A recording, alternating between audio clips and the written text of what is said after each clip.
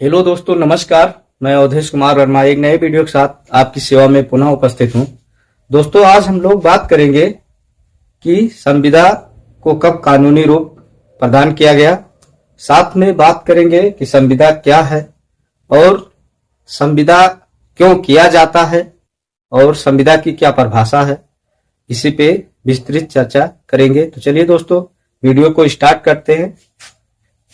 दोस्तों, संविदा को कानूनी रूप संविदा अधिनियम 1872 में किया गया है। ये दोस्तों बहुत ही जरूरी है। कभी कभी एग्जाम में भी पूछ लेता है कि किस सन में संविदा को अधिनियम बनाया गया। तो संविदा अधिनियम 1872 ये जरूरी है, याद रखने की पॉइंट है, इसको जरूर याद रखें। उसके बाद है संविदा क्या है। अब हम समझते हैं संविदा क्या है। तो दोस्तों, संविदा जो है एक प्रकार का समझौता होता है। संविदा क्या है? एक प्रकार का समझौता होता है। तो समझौता हम क्यों करते हैं, कब करते हैं, ये भी चीज जानना, ये भी बात जानना बहुत ही जरूरी होता है। तो दोस्तों, संविदा का जो मतलब है पहले हम उसको समझ लेते हैं, उसके बाद समझेंगे कि संविदा क्यों किया जाता है और कब किया जाता है। तो संविदा क्या है? संविदा का मतलब होता है समझौता। इसका मैंने थोड़ा सा इंटरप्रिटेशन किया है, पहले हम इसको देख लेंगे कि संविदा का क्या मतलब है। सा से हो गया बातों का संचार करना, मतलब किसी भी बात को किसी व्यक्ति से कहना, किसी बात को किसी व्यक्ति से कहना, अर्थात हम कोई भी बात किसी अन्य व्यक्ति से या व्यक्तियों के समूह से कहेंगे तो वो क्या हो गया? शासन से बातों का संचार करना। तो हम यहां बोल रहे हैं कि हम अपना बात जो है किसी से अपनी बात हम क्यों कहते हैं, क्यों करना चाहते हैं? क्योंकि हम उसकी स्वीकृति लेना चाहते हैं, उसकी राय उसकी राय को जानना चाहते हैं कि वो इस मामले में अपना कौन सा राय देना चाहता है, या किसी वस्तु का आदान प्रदान करना है तो क्या वो वस्तु हमें देगा या नहीं देगा। तो इन सब बातों के बारे में,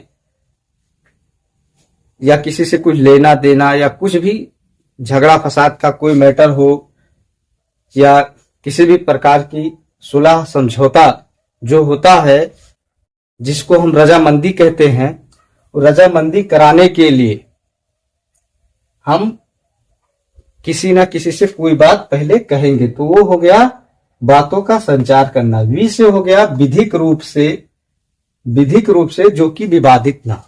हम कोई भी सुलह या समझौता इस रूप में करेंगे जो कि समझौता जो है विवादित ना रह जाए। आज हम किसी भी बात को लेकर आपसे, हमारा कोई विवाद चल रहा हो, या हमें आपसे कुछ लेना हो या आपको कुछ देना हो, तो हम इस माध्यम से उसको करेंगे कि आगे चल के वो विवाद का कारण ना बने। तो वो तभी विवाद का कारण नहीं बनेगा जब हम ऐसे बयान करेंगे जो कि विवादित ना हो, और विवादित तभी नहीं होगा जब हम उसको कानूनी रूप से करेंगे, विधिक रूप से करेंगे, अर्थात जो हमारा संविधान है उसके हिसाब से करेंगे। तो वो जो है विवादित ना हो, जिसको हम न्यायालय में कभी भी पेश कर सके कि जज साहब के सामने कि देखिए ये मैटर ऐसा ऐसा था और इस पे इतने लोगों ने दस्तखत किया है और ये स्टाम्प पे लिखा गया है। तो वही बोल रहा है कि हम जो है कोई भी समझौता करेंगे लेकिन विधिक रूप से करेंगे। ठीक। उसके बाद है दापराग मात्रा। संविदा में दापराग मात्रा, बिना दबाव के हम संविदा जब भी करेंगे तो उसमें किसी भी प्रकार का, किसी का कोई दबाव नहीं होना चाहिए कि किसी के कहने पे या किसी के डराने पे या किसी के धमकाने से, ऐसा कुछ उसमें नहीं होना चाहिए। संविदा के लिए स्वीकृति स्वतंत्र रूप से उस व्यक्ति की होनी चाहिए जिससे आप अपना बात कह रहे हैं, या कोई व्यक्ति आपसे कोई बात मनवाना चाहता है, या आप अपनी बात किसी को मनवाना चाहते हैं, तो उसकी निजी जिस व्यक्ति से आप कह रहे हो या व्यक्तियों के जो जिस वर्ग या समूह से आप अपनी बात को कह रहे हो उसकी निजी स्वतंत्रता होनी चाहिए। ये नहीं कि वो किसी के दबाव में आके कहे। तो ये हो गया इसका इंटरप्रिटेशन, किसका? संविदा का, कि बातों का संचार करना विधिक रूप से जो कि विवादित ना हो, बिना दबाव के दायित्व का निर्वहन करना, मतलब स्वतंत्र सहमति होनी चाहिए। संविदा में एक को कहते हैं वचनदाता, दूसरे को वचन ग्राह्यता, मतलब एक वचन को देता है अर्थात आपसे कहता है और एक वचन को ग्रहण करता है। इसमें दो पक्ष होते हैं। तो अब हम समझेंगे कि संविदा क्यों किया जाता है। दोस्तों, संविदा करने के जो मुख्य कारण है ये यही होता है कि हम किसी भी व्यक्ति की स्वीकृति को लेना चाहते हैं ताकि कोई भी मामला आगे चल के विवादित ना रह जाए। उसकी स्वतंत्र सहमति लेना चाहते हैं। किसी भी व्यक्ति की स्वतंत्र सहमति लेना अपने किसी कार्य के प्रति, अपने किसी कार्य के प्रति जो कि दो व्यक्तियों का उसमें मामला हो। मान लीजिए जैसे ये पेन है, ये पेन ये की है और ये जो कैप इसकी है ये बी की है। तो ये ने कहा कि बी तुम मुझे अपना कैप नहीं दोगे तो मेरा पेन जो है सूख जाएगा। क्या बोला कि अपना जो पेन है उसका कैप अगर मुझे नहीं दोगे तो ये पेन जो है सूख जाएगा, ये खराब हो जाएगा, तो तुम मुझे दे दो। तो अब यहाँ पे जो है बी की कोई जो जिसकी कैप है बी की, वो बिना दबाव की स्वतंत्र सहमति से ये दे दे कि नहीं भैया हम दे देते हैं, नहीं तो उसका जो है पेन खराब हो जाएगा। तो वो जो देता है वो विधिक रूप से देगा, कानूनी रूप से देगा, कि ताकि बाद में किसी भी प्रकार का बवाल ना हो, किसी प्रकार का बवाल ना हो। वो बिना दबाव के अपने स्वतंत्र सहमति से देता है। तो यही होता है संविदा करने का मुख्य कारण। अब हम समझते हैं कि संविदा क्यों किया जाता है।